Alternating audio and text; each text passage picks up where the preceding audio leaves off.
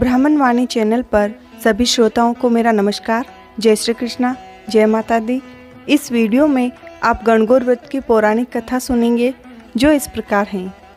चैत्र का महीना आया, पार्वती जी को अपने भाभी के गणगौर उद्यापन के लिए पीहर जाना था, तो महादेव जी बोले हम भी आपके साथ चलते हैं। ईश्वर जी गौरादे नंदी को साथ लेकर रवाना हुए।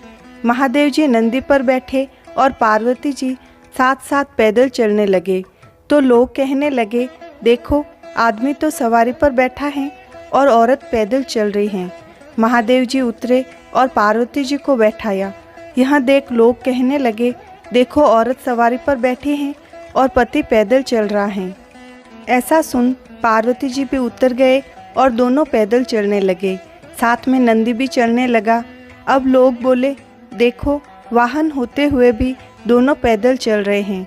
तो ईश्वर गौरादे दोनों नंदी पर बैठे। लोग बोले, देखो छोटे से जीव पर दोनों जने बैठे हैं। पार्वती जी बोली, भगवान ये दुनिया कैसी है, नंदी पर बैठने नहीं देती और पैदल चलने नहीं देती। ईश्वर जी बोले, पार्वती जी यह संसार है, यहाँ ऐसा ही होता है। आगे गए तो एक गाय उठती बैठती बेचैन हो रही थी। गौरादे पूछने लगी, भगवान ये गाय कष्ट में क्यों है? तो ईश्वर जी बोले, इसके बछड़ा होने वाला है। गौरादे बोली, बच्चे के लिए इतना कष्ट मुझसे सहन नहीं होगा, मेरे गांठ दे दो। ईश्वर जी बोले, आगे चलो। आगे गए तो एक घोड़ी उठ बैठ करती हुई दिखी। गौरादे बोली, इस घोड़ी को क्या कष्ट है? तो ईश्वर जी बोले, इसके बच्चा होने वाला है। गौरादे बोली, मुझसे इतना कष्ट सहन नहीं होगा, मेरे गांठ देवो। ईश्वर जी बोले, आगे चलो। आगे गए तो राजा की नगरी में उदासी छाई थी, ढोल नगाड़े उल्टे थे। गौरादे पूछने लगी, यहाँ सब उदास क्यों हैं? ईश्वर जी बोले, यहाँ रानी के कंवर होने वाला है। अब तो गौरादे जी मानी नहीं और बोली, बच्चे के लिए इतना कष्ट हो तो मुझे बच्चा नहीं चाहिए, आप मेरे गांठ दे दो। ईश्वर जी को गांठ देनी पड़ी। ईश्वर जी ससुराल पहुँचे, पीपल के पेड़ के नीचे वास किया। गौरादे पीहर में सहेलियों में मग्न हो गई। गणगौर नज़दीक आई। ईश्वर जी बोले, आज गणगौर हैं, सब औरतें पूजा करने आएगी। सवेरे से ही स्त्रियां पूजा करने आने लगी। गौरादे जी सभी को सुहाग बांटने लगी।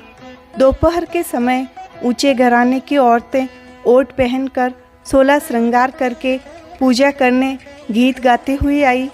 गौरादे बोली, सुहाग तो सारा बांट दिया, ये औरतें तो अब आई हैं। ईश्वर जी बोले, गौरादे चिट्टी अंगुली में से जल घोलो, नैनों का सुरमा निकालो, मांग से सिंदूर निकालो, टीकी में से रोले निकालो और सभी स्त्रियों को सुहाग दो। इस समय गौरादे जी की मांग का सिंदूर, चिटुली अंगुली की मेहंदी, टीकी से रोली और आँखों का काजल लेके लोटे के जल में डालकर ज्वारे से या नीम की डाली से सभी पूजा में आई कन्याओं व स्त्रियों के अमर सुहाग के छींटे देवे। गौरादे ने ईश्वर जी के कहे अनुसार सभी को अमर सुहाग दिया। अब ईश्वर गौरादे जी घर आए। ईश्वर जी जीमने बैठे, जितना बनाया सभी जीम लिया। अब गौरादे जी जीमने बैठी तो माँ बोली, बेटी मैं थोड़ा और भोजन बनाती हूँ। तो बेटी बोली, माँ मैं तो बेटी हूँ, कुछ भी खा लूँगी। गौरादे जी ने जला बाटिया और बथुए की पिंडी खाकर लोटा भर पानी पी लिया। माँ ने सीख दी। वहाँ से निकलकर ईश्वर गौरादे जी पीपल के नीचे आए। ठंडी छाँव में थकी हुई पार्वती जी को नींद आ गई। ईश्वर जी ने पार्वती जी के पेट की ढकनी खोली, देखा तो जला हुआ बाटिया और बथुए का पिंडा थोड़े से पानी के साथ पड़ा है। ईश्वर जी ने ढकनी वापस ढक दी। पार्वती जी जागे तो ईश्वर जी ने पूछा, गौरादे जी आपने क्या क्या जीमा? गौरादे बोली, ईश्वर जी जो आपने जीमा वो ही हमने जीमा है। ईश्वर जी कहने लगे, पार्वती जी सच बोलो। गौरादे बोली, रसोई में माँ भेद थोड़ी करेंगी। ईश्वर जी बोले, देखो गौरादे तुम्हारे पेट में जला बाटिया और बथुए के अलावा थोड़ा सा जल है। गौरादे बहुत नाराज हुई और बोली, देखो भगवान, आज तो आपने मेरे पेट की ढकनी खोली। ऐसा जगत के साथ मत करना। पीहर की बात ससुराल में और ससुराल की बात पीहर में नहीं कहनी चाहिए। पार्वती जी इतना बोली और ईसर गौरादे जी वापस कैलाश पर्वत के लिए रवाना हुए। आगे देखा तो राजा के यहाँ सहनाइयाँ बज रही हैं, लोग खुशियाँ मना रहे हैं, रानी बहुत खुश हैं। गौरादे बोली, कुंवर होने पर इतनी खुशी होती है, आप मेरी गांठ कृपा करके खोल दें।